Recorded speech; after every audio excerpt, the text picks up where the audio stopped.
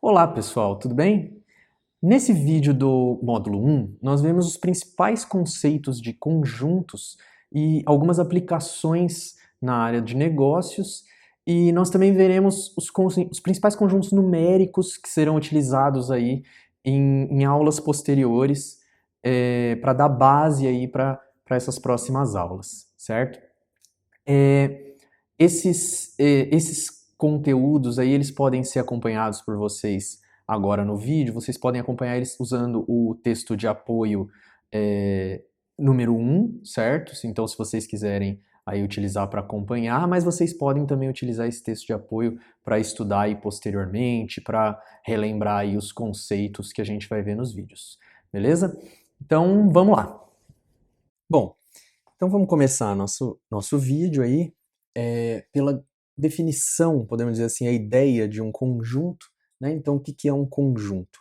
Um conjunto ele é uma coleção de elementos, né, que possuem aí uma característica em comum, certo? Então, se a gente estiver falando de conjuntos numéricos, conjuntos de objetos, se eles possuem uma característica em comum, a gente pode agrupar eles em um conjunto e aí a gente tem os elementos nesse conjunto, certo? Um conjunto, ele normalmente ele é nomeado com uma letra maiúscula do alfabeto, certo? Então a gente poderia colocar, por exemplo, o conjunto dos números, dos algarismos do nosso sistema de numeração. Então, se eu quisesse escrever o conjunto dos nossos algarismos aí do sistema de numeração, eu poderia dizer que é um conjunto A, por exemplo, que seria aí, a gente representa ele, coloca a chave, né, abre chave, e aí coloca os algarismos. Então a gente tem o 0, 1, o 2, o 3, o 4, 5, 6, 7, 8 e 9. E aí a gente fecha a chave. Então a gente representa aí os elementos do conjunto, por exemplo, dos algarismos do nosso sistema de numeração, que são os algarismos que vão de 0 até 9, certo? Para a gente dizer se um elemento, né, se um determinado elemento pertence ou não a um conjunto, a gente usa aí uma linguagenzinha, certo? Então, se o elemento ele está dentro desse conjunto, a gente diz que o elemento pertence ao conjunto. Então, por exemplo, se a gente fosse falar, por exemplo, do elemento 2, o elemento 2 ele pertence ao conjunto A. Então a gente pode escrever dessa forma, que 2 pertence a A.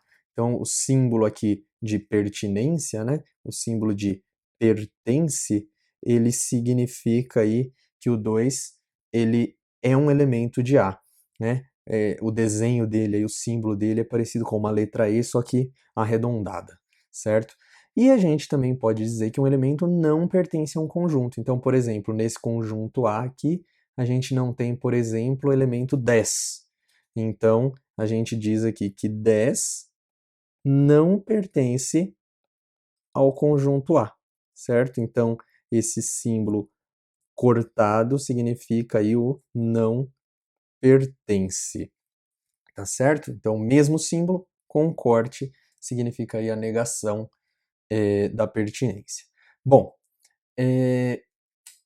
com isso a gente pode aí começar a entender quais são os tipos de representação, né, de um conjunto, já que alguns elementos pertencem ao conjunto e outros não, como é que a gente representa esses conjuntos?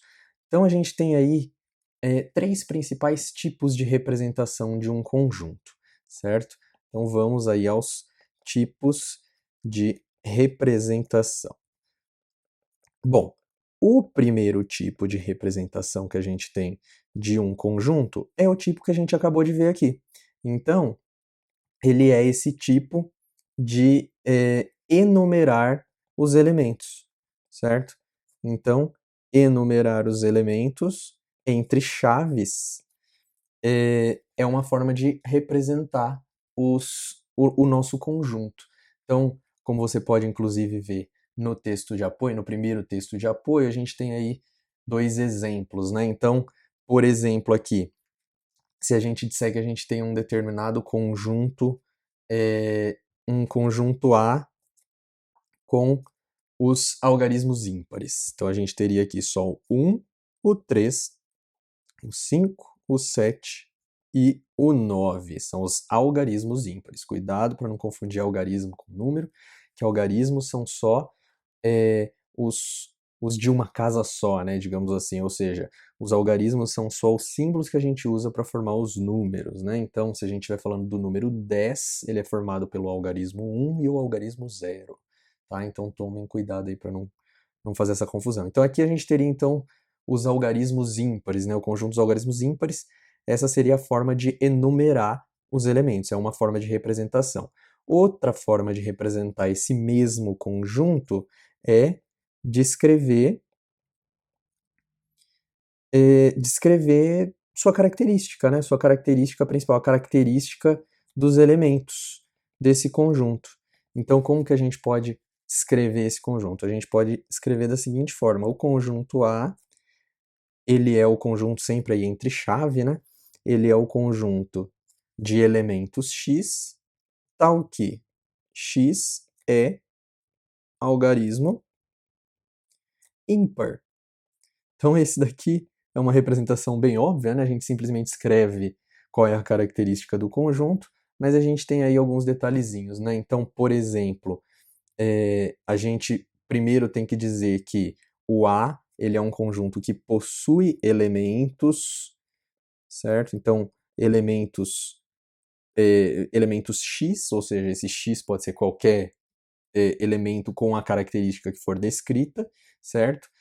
Tal que, então esta barra vertical aqui significa tal que, ou seja, é uma forma aí de dizer que é x, aonde o x tem uma determinada característica. Então, aonde a característica do x aqui no caso é que o x é um algarismo ímpar. Então, a gente pode pensar que o x pode ser 1, o x pode ser 3, o x pode ser 5, o x pode ser 7, o x pode ser 9. Ou seja, numa descrição a gente já engloba todos os elementos. Essa é uma forma talvez mais fácil de descrever quando o conjunto tem muitos elementos ou quando ele tem um número infinito de elementos, certo? Porque alguns conjuntos têm um número infinito de elementos. Por exemplo, se eu dissesse que o conjunto A é o conjunto dos números ímpares, aí seria infinito, que daí seria 1, 3, 5, 7, 9, 11, 13 e assim por diante, infinitamente. Então eu não poderia enumerar todos os elementos, mas eu posso descrever sua característica, certo? E a última forma aí de descrever um conjunto, né, de representar um conjunto, é usando o diagrama, aí o diagrama de Van Euler, né? Então escreve Venn, mas vem Euler, né? Mas se lê Van Euler. Então é um diagrama aí desenvolvido, né, por esses dois matemáticos, bastante trabalhado por esses dois matemáticos, onde a gente simplesmente representa o conjunto com uma forma, né? Normalmente a gente faz um círculo, algo parecido com um círculo, e a gente coloca os elementos dentro deste círculo aí fechado. Então a gente tem o nosso conjunto A, né, que eu vou colocar aqui, aonde os elementos que a gente tem são 1, 3, 5, 7 e 9. E aí a ordem que a gente coloca esses elementos não tem muito problema aí dentro do conjunto. O que importa é o círculo do conjunto englobar todos os elementos que pertencem a ele. Essa é uma forma muito interessante aí de trabalhar, porque a gente consegue resolver vários problemas, principalmente usando o diagrama, representando a quantidade de elementos que há no conjunto, ao invés de representar os seus elementos. Então, ao invés de, por exemplo, enumerar todos os elementos de um conjunto, eu posso colocar também o diagrama com a quantidade de elementos que há dentro daquele conjunto. Isso vai ajudar bastante a gente a resolver alguns problemas aí no próximo vídeo, certo? Bom, claro que a gente também tem uma observação importante, que é o conjunto que não possui nenhum elemento. Porque se há algum conjunto que não possui elemento, como é que a gente representa ele, certo? Então, quando a gente tem, né, como você pode ver aí na observação do texto de apoio, aí, se você estiver acompanhando por ele, ou se você for estudar depois, você vai ver que a gente tem aí o conjunto que a gente chama de vazio, certo? Então, no exemplo, eu coloquei, né, que um conjunto A dos números pares e ímpares ao mesmo tempo. A gente sabe que a gente não tem números pares e ímpares ao mesmo tempo. Ou um número é par, um número é ímpar, certo? Então, a gente teria aí um conjunto vazio, ou seja, não existem elementos que são pares e ímpares ao mesmo tempo. Então, a gente representa o conjunto vazio ou usando essa bolinha cortada ou usando as chaves sem nenhum elemento no meio, certo? Cuidado para não escrever, né, as chaves com a bolinha cortada dentro, porque essa forma de escrita está incorreta, certo? Então, ou é a bolinha cortada, ou é a chave com sem nenhum elemento ali dentro dessa chave, né, desse conjunto, tá certo? Bom, e aí a gente falou então das representações de conjuntos e da relação entre um elemento e um conjunto, certo? Ou seja, se o elemento pertence ao conjunto ou se o elemento não pertence. Agora, vamos falar um pouco sobre a relação entre dois conjuntos, certo? Então, pensando aí na relação entre dois conjuntos, como que a gente pode representar, por exemplo, quando um conjunto está dentro do outro? Então, vou pensar aqui em dois conjuntos, né? Vou colocar o exemplo que a gente tem aí no texto de apoio. Então, vou começar aqui com um exemplo assim. Vamos supor que a gente tem o conjunto A, que tem os elementos aí 1, 2 e 3, e um conjunto B, é um outro conjunto que tem os elementos 0, 1, 2, 3 e 4. Bom, com esses elementos, né, com esses dois elementos que a gente tem aí, o que a gente pode pensar? Com esses dois conjuntos, perdão, que a gente tem aí, o que a gente pode pensar? A gente pode observar que os elementos de A, né, que são 1, 2 e 3, também aparecem em B, ou seja, o 1, o 2 e o 3 também aparecem em B. Então, quando a gente vai representar, né, fazer a representação por um diagrama desses dois conjuntos, a gente pode observar que enquanto o conjunto B, que é o maior deles, digamos assim, ele é um conjunto que tem os números 0, 1, 2, 3 e 4, o conjunto A contém os elementos 1, 2 e 3 que não precisam ser reescritos para representar o diagrama. A gente pode simplesmente selecionar aqui, circular os elementos 1, 2 e 3 que já aparecem em B. E aí a gente pode perceber que o conjunto A inteiro fica dentro do conjunto B. Então, quando isso acontece, ou seja, quando todos os elementos de um conjunto também fazem parte do outro conjunto, a gente diz que o conjunto está contido no outro. Então, a gente não pode dizer que um conjunto pertence a outro, a gente diz que um conjunto está contido no outro. Então, aqui no caso, a gente diz que o conjunto A está contido em B, certo? Então, esse símbolo aqui significa está contido, certo? Esse símbolo aí ele parece uma letra C, só que ele é um pouquinho mais alongadinho, né? Um pouquinho mais compridinho aí. Então, o A está contido em B. Agora, e quando um conjunto, ele não está contido no outro, mas ele tem elementos em comum com o outro? Então, quando ele tem elementos em comum com outro conjunto, a gente vai fazer a seguinte forma aí de representação do diagrama, e aí a gente tem algumas características importantes para observar que a gente vai usar bastante. Então, vou colocar um outro exemplo aqui que também está no nosso texto de apoio. Então, vou pegar aqui o conjunto A, mesmo conjunto dos elementos 1, 2 e 3, e um conjunto B, agora dos elementos 2, 3, 4 e 5.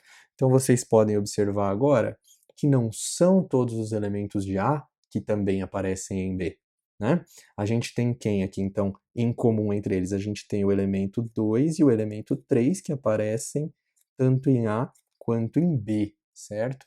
Então, se a gente desenhar aqui primeiro o nosso conjunto A, por exemplo, né, a gente vai colocar aqui então os elementos do nosso conjunto A, os elementos 1, 2 e 3. Aqui a gente tem então o nosso conjunto A, certo? Agora, na hora de representar o nosso conjunto B, a gente não precisa colocar todos os elementos de novo. Afinal de contas, os elementos 2 e 3 já aparecem ali no conjunto A. Então, basta a gente colocar os elementos 4 e 5, né, que são os que estão faltando aí para a gente completar o B.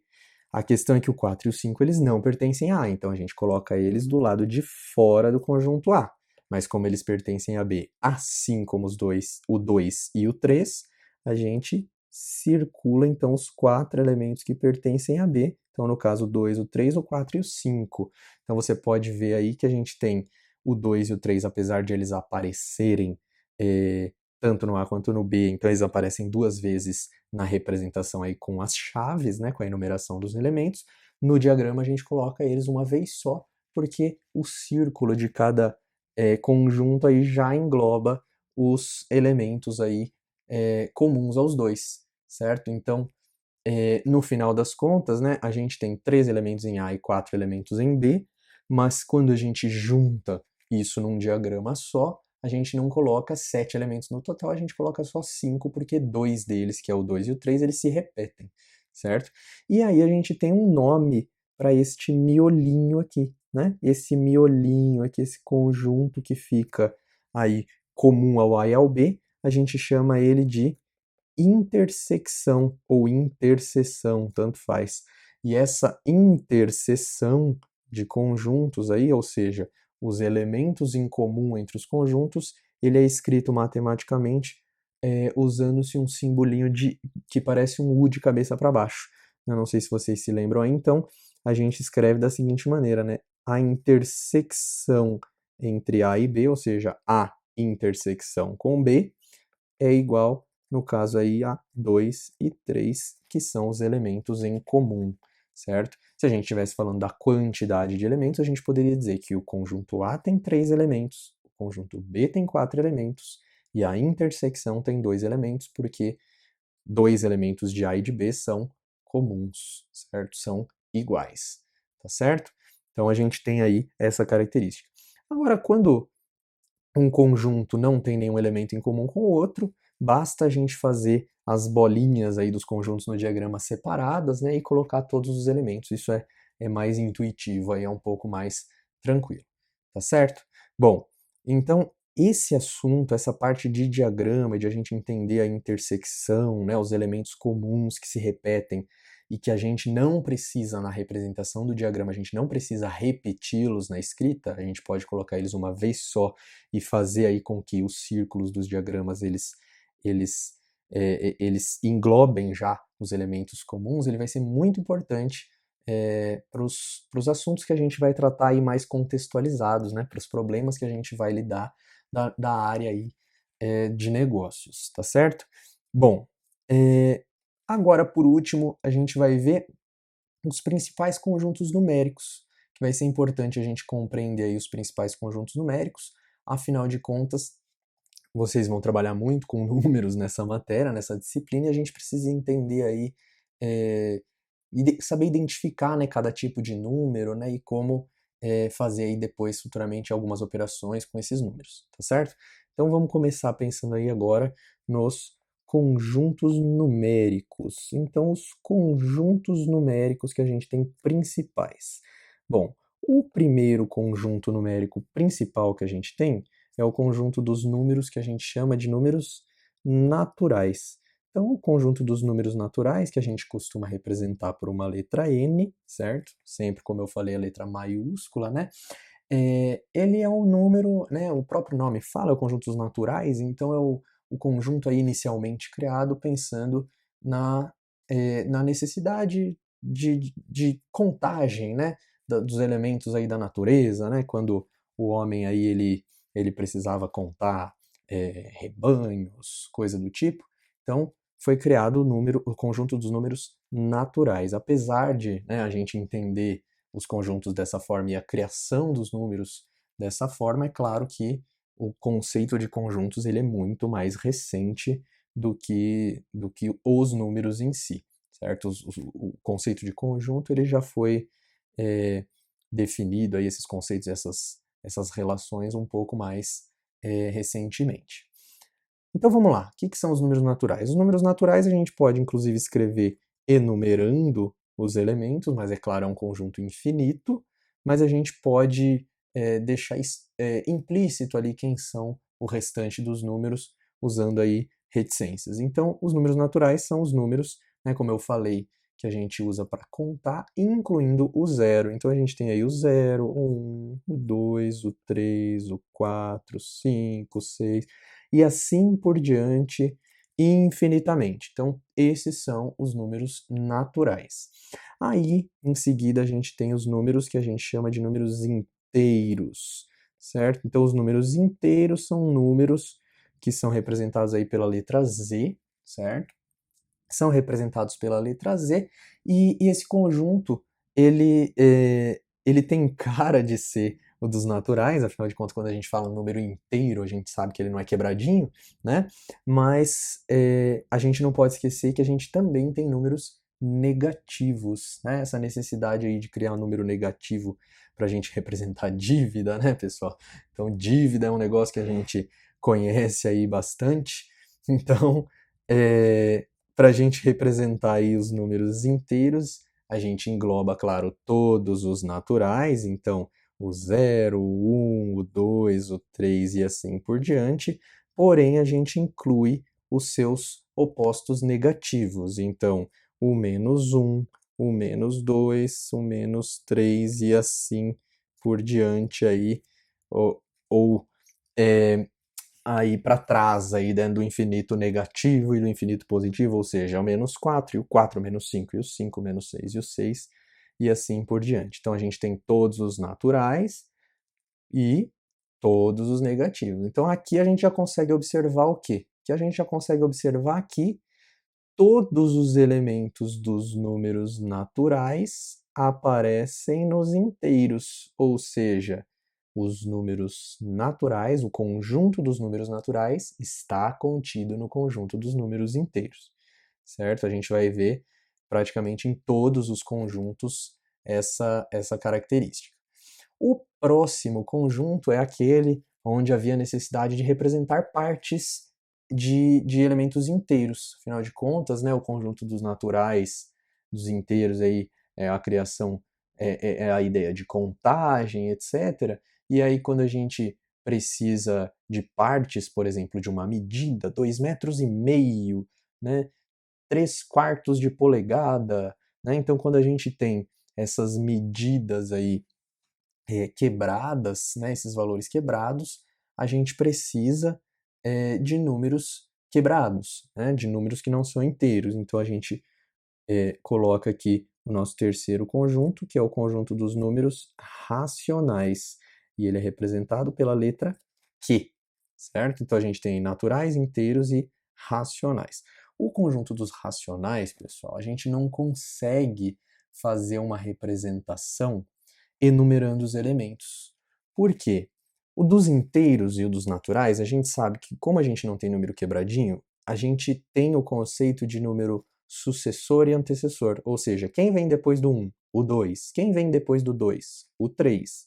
Já nos números racionais, nos números quebrados, a gente não tem esse conceito de quem vem depois.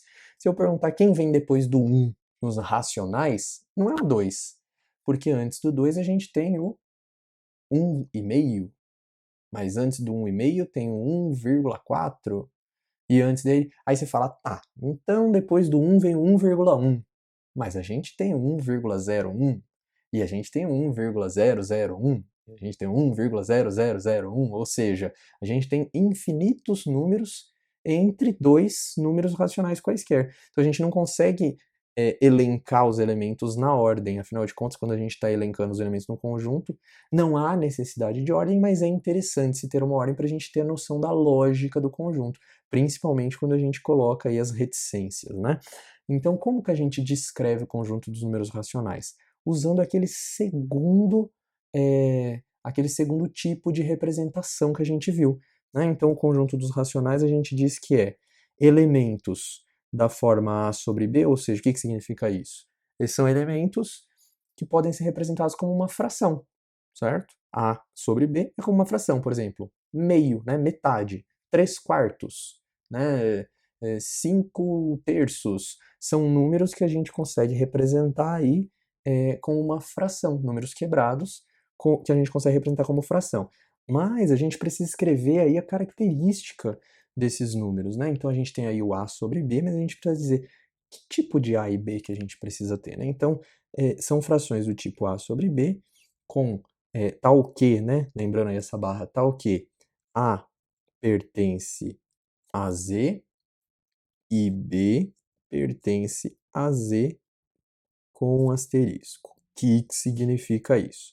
Bom, eu estou dizendo então, o A pertence a Z, a gente sabe aí que Z é o conjunto dos inteiros, certo? Então, o número aqui de cima da minha fração tem que ser um número inteiro. E B pertence a Z com uma estrelinha. O que será que é essa estrelinha, esse asterisco aí em cima, né?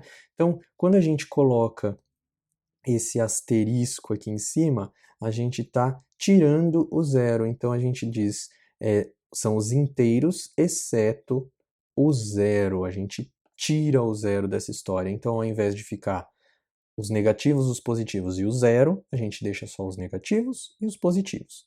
Por que que isso acontece? Porque a gente não pode colocar zero, né, na parte aqui de baixo de uma fração, porque a fração é como uma divisão, certo? E se a fração é como uma divisão, não existe divisão por zero dentro da matemática, né? A gente não tem como fazer uma divisão por zero, né? Quantos zeros, né? Pense aí na divisão, né?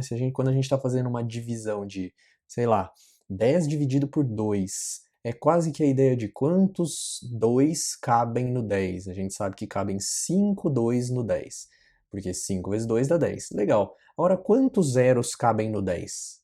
Se eu for fazer 10 dividido por zero? Não tem como eu colocar zeros no 10 para saber quantos cabem. Então não existe divisão por zero, por isso o B aqui não pode ser zero. E claro que a gente, na hora da prática, a gente acaba não usando os números nessa forma, né? Principalmente assim na prática dos negócios, a gente usa mais os números na forma decimal. Então, para a gente entender aí quem são esses racionais, a gente pode observar, por exemplo, aí então a gente tem aí elementos, números inteiros, né? Por exemplo, o 2, ele é um número que pode ser escrito como uma fração, por exemplo, 2 por 1, 4 por 2, né? Afinal de contas, a fração é uma divisão, 6 por 3, né? Então o 2 é um número racional. 0 é racional, né? Então todos os menos 3, por exemplo, aí é racional. Menos 3 pode ser escrito como menos 3 por 1. Aliás, todos os inteiros são racionais. Afinal, eu posso escrever eles como uma fração, onde o de cima, né, o número de cima ali da fração vai ser o inteiro, e o de baixo pode colocar como 1, que também é um inteiro, né? E outros números que também são racionais são os números decimais, os números com vírgula, né? Mas os números com vírgula aí, tanto os exatos, por exemplo, 2,5, que a gente pode escrever aí como 5 dividido por 2, é metade de 5, né? E também os números que são dízimas periódicas, né? Quando a gente fala em dízima periódica, é quando a gente tem infinitas casas depois da vírgula, certo? Mas existe uma repetição. Então, por exemplo, se eu estiver falando de um 2,333, etc, etc, ou seja, eu sei que as reticências que estão aqui, elas estão representando o algarismo 3 infinitamente. Eu sei que isso daqui pode ser representado como 7 sobre 3. Não vem ao caso agora a gente saber como transformar isso em fração, certo? Mas é importante saber que dízimas periódicas, ou seja, esse número que tem infinitas casas depois da vírgula, mas essas casas elas têm uma repetição, eles são números racionais. Então, se eu dividir 7 por 3, eu sei que eu vou ter ali, né, fazendo na calculadora, por exemplo, a gente sabe que a gente vai ter 2,33333. A calculadora para numa casa, mas a gente sabe que a calculadora para porque ela não tem infinitas casas para mostrar para gente. Então ela mostra até uma determinada casa, tá certo? Bom, tá, mas a gente não tem também números, né? Números que são aí infinitos, né? Que tem infinitas casas depois da vírgula, como as dízimas aí, né? Periódicas, só que não tem uma repetição padrão. Então, por exemplo, não é 33333, é 2,358791340, ou seja, um número que são infinitas casas depois da vírgula, mas aleatórias, né? Onde a gente classifica eles? Então, se esses números não podem ser escritos como fração, né, eles não são racionais, então a gente diz que eles são irracionais. Alguns livros, né, alguns autores costumam dizer que os números irracionais aí são representados pela letra I, mas não é tão comum assim, né? O mais comum são os que a gente viu aí, o N, o Z e o Q para os naturais inteiros racionais e para o nosso último conjunto que vai englobar todos eles. Então, o que são os irracionais? Os irracionais são os números que não são racionais. Bem óbvio essa afirmação, né? Mas o que significa isso? Ou seja, são números que a gente não consegue escrever como uma fração, certo? Então, basicamente, são as dízimas não periódicas. O que significa isso? São aqueles números com infinitas casas, decimais, infinitas casas depois da vírgula, mas sem uma repetição padrão. Os mais comuns, pessoal, são as raízes não exatas. Então, por exemplo, raiz quadrada de 2. Se você jogar na calculadora, você vai ver que vai dar 1,4142, 1, 3, 5. É bem aleatório e continua infinitamente. Esse número é irracional. Qualquer raiz, por exemplo, raiz quadrada, cúbica, qualquer raiz que não dá exata, dá um número irracional. Outro tipo de número irracional que talvez você deva ter ouvido falar aí na escola, no colégio, né? É o número π. O número π, que é uma letra grega, né? A gente sabe aí que ele é 3,14 aproximadamente, mas ele também tem infinitas casas decimais depois da vírgula e sem uma repetição padrão. Esse número aqui, ele se refere aí à razão entre o comprimento de uma circunferência e o diâmetro dela, né? Isso vale para qualquer circunferência. Mas isso não vem ao caso também, é só para a gente entender, né? Não precisa entender quem é o π, é só para a gente entender aí essa classificação. Então, os irracionais são esses caras que depois da vírgula têm infinitos algarismos, infinitos dígitos, sem uma repetição padrão, como é, por exemplo, 2,33333 infinitamente. Tá certo? E por último, o conjunto aí que engloba todos eles, que é o conjunto dos números reais. Então, o conjunto dos números reais é o conjunto que engloba todos esses anteriores que a gente viu, certo? E para representar esses conjuntos, uma maneira mais fácil e mais interessante, talvez seja usando um diagrama. Então, para a gente representar aí o diagrama dos conjuntos numéricos, a gente pode fazer da seguinte maneira. A gente sabe que o primeiro conjunto mais simples de todos é o conjunto dos naturais. Em seguida vem o conjunto dos inteiros, que engloba todos os naturais e inclui outros, ou seja, a gente tem os inteiros englobando todos os naturais e incluindo mais alguns, né, que são os negativos aí no caso. Aí vem o conjunto dos racionais, que a gente viu que engloba todos os inteiros, mas acrescenta também aquelas frações que dão números quebrados, né, o 2,5, o 2,333, que é o 5 sobre 2 e o 7 sobre 3, né? Então a gente tem aí que o conjunto inteiro dos inteiros, ele está contido nos racionais, mas tem alguns elementos aí nessa partezinha de fora que não são inteiros, certo? Então, os racionais. E a gente tem também o que engloba todos os racionais, que são os reais. Então, o conjunto dos reais é o conjunto aí simbolizado pela letra R, que engloba todos os racionais. Ah, professor, mas aonde estão os irracionais nessa história? Bom, os irracionais, né, já que este conjunto aqui é o conjunto dos números racionais, os irracionais aparecem nessa parte de fora. Então, todos os irracionais, juntando com todos os racionais, formam o conjunto dos reais, tá certo? Então, o diagrama, ele tem essa carinha aí, né, de naturais, contido em inteiros, contido em racionais, contido em reais, tá certo? Então, o nosso vídeo vai terminar nessa partezinha aqui dos diagramas. Deem uma olhada lá depois no nosso texto, na sugestão aí de leitura e exercício de aprofundamento, mas entendam aí como formar, né, as partes importantes de como formar o diagrama, certo? E como entender ali conjuntos que estão contidos em outros e a intersecção entre dois conjuntos, tá certo?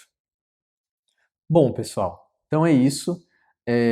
Espero que vocês tenham aí compreendido os conceitos de conjuntos aí que nós vimos. Vocês podem aí, como eu já disse no início do vídeo, estudar aí, relembrar os conceitos através dos textos de apoio e bons estudos!